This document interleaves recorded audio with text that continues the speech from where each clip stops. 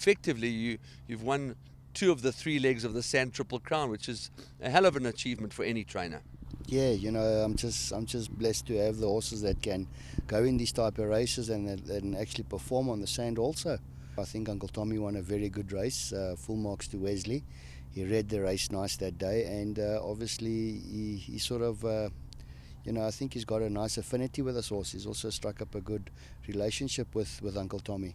But Uncle Tommy has got 3 lengths to spare under Wesley Marwing. It's now 4 lengths in front. This is a formality. Second place at this stage is King of Mountain. Then comes Newton Power. But Uncle Tommy's in a different race and he shows his class. Uncle Tommy destroys them by a long, long way. Second place will get close. Code Red involved in a photo. I suppose with Wesley being on, they must probably thought that, maybe I'm gone a bit crazy or something, putting an apprentice on in a big race.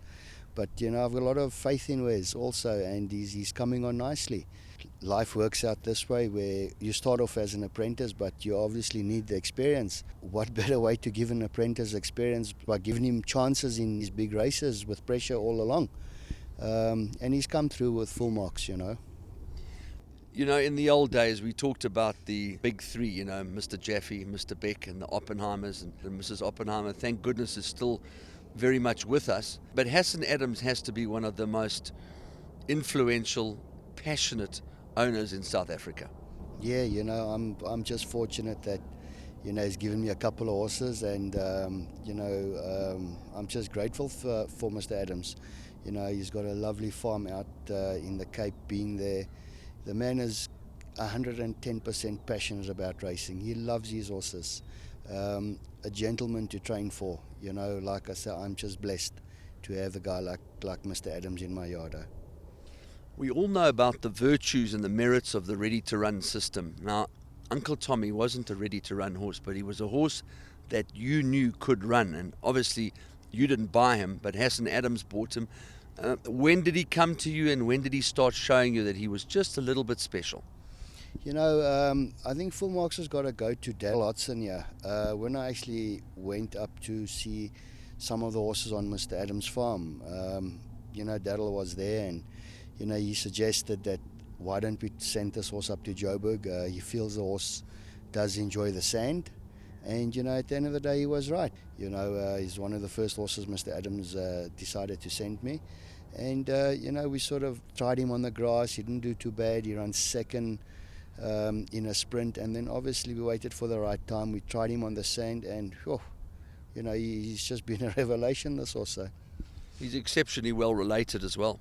Yeah, look, I think he was quite an expensive yearling at the time when they sold him off National One. I think he cost about 2.4, and obviously I think the way Mr. Adams acquired the horse, there was a Graham Beck dispersal sale, and I think he ended up buying the horse there. Funny enough, myself and Mr. Jinsami, who were the underbidders on Uncle Tommy.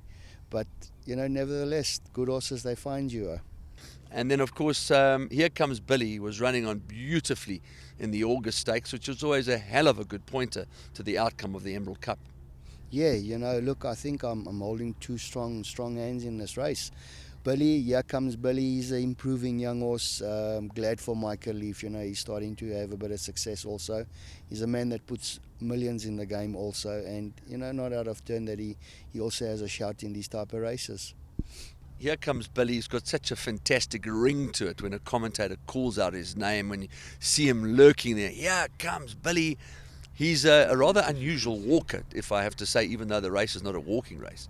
Yeah, obviously he sort of developed a string hold, just turning into 3, came at a time where we were getting him ready for like the Dingans and the Guineas, and it sort of progressed and got worse. We decided, he's got tons of ability. We did the operation through North Rand, where I think the procedure is they sort of cut the ligament because the ligaments actually shorten in a string halt. We sort of did the operation, gave him a lot of time off, and decided to put him back over the sprint. Possibly could have been just in need of the run that day. And then obviously with Simanga's advice also said, Mr. Marwing, maybe you want to bring him back a little bit shorter. So we decided, there wasn't many races. I threw him in a 1200, And you know, he won that day, and you know, he's won three races in a row now. I don't feel sprinting's his forte. I've always believed that he's going to be a miler, 1800 meter horse, a classic horse. But you know, Andrew will stay where things are working at this stage for him. And of course, to put the final cup in its place, the Emerald Cup. And the Emerald Cup. Super.